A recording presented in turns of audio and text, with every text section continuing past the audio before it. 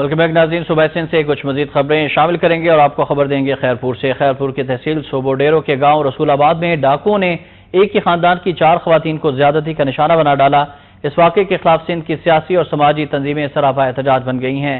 मजीद जानते हैं वकार मंगी की इस रिपोर्ट में।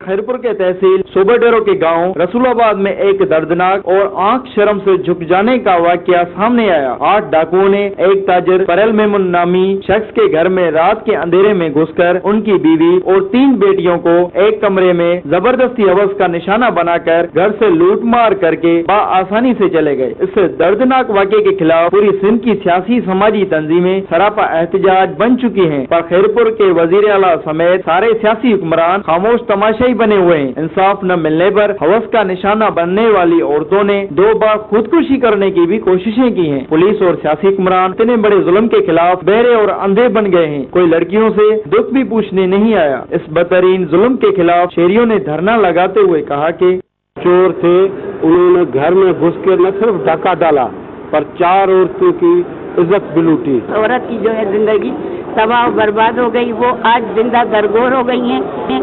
हम सब इसके लिए यहाँ इसके लिए आए हैं कि इनके जो मुलजिम हैं, जिन्होंने ये खुद ही करतूत किए हैं, गंदा काम किया है, उनको सरेआम फांसी दी जाए।